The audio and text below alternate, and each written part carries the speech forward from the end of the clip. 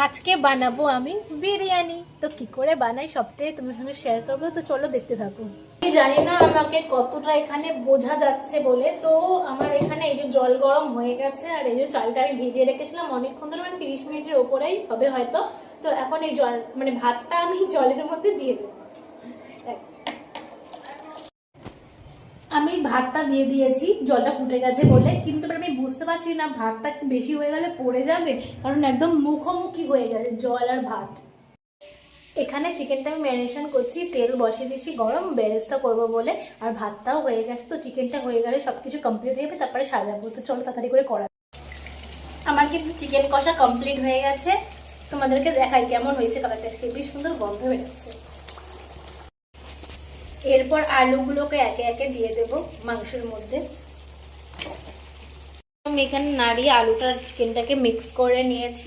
এরপর এটাকে ঢাকা চাপা দিয়ে কিছুক্ষণ রেখে দিই, ততক্ষণ আমরা ভাতটাকে ম্যারিনেট করে নিই। আমি কিন্তু গামলার মধ্যে তেল আর ঘি ভালো করে মিশিয়ে নিয়েছি। এরপরে ভাত দেবো। ভাত আমি জলটা ঝরানোর জন্য রেখেছিলাম, এবার এটা আস্তে আস্তে করে এই যে দিয়ে দিচ্ছি। আমি এখানে সাজিয়ে নিচ্ছি। এরপরে একে একে মাংস আর আলুটা আমরা দিয়ে দেবো। মাংসের আলু এই যে এখানে চলে গেল।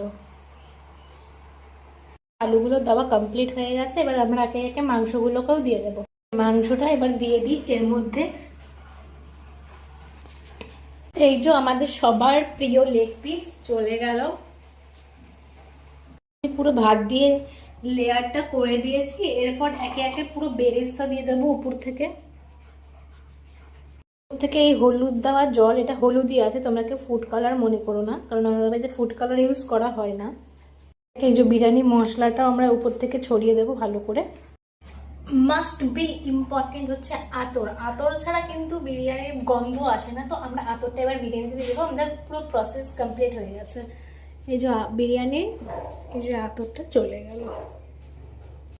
আমি বিরিয়ানিতে ঢাকা বসিয়ে দিয়েছি। দেখো কি বসিয়েছি, শিল নোড়া, যাতে গন্ধটা না বেরিয়ে যায়। কিন্তু ভারী কিছু বসিয়েছি, তো তোমরাও এটাই ট্রাই করবে একবার, যাতে ভারী কিছু বসে যাতে গন্ধটা না বেরিয়ে যায়। যাই হোক, তো তাড়াতাড়ি করে চলো, রান্না হয়ে গেলে খেয়ে নেবো, খুব জোরে খিদে পেয়ে গেছে। তো আমার হাতে চলে এসছে গরম গরম বিরিয়ানি। তো চলো খেয়ে বলা যাক কেমন হয়েছে খেতে। খুবই গরম হেভি হয়েছে। আমি বানিয়েছি বলে বলছি না, কিন্তু খুব সুন্দর হয়েছে।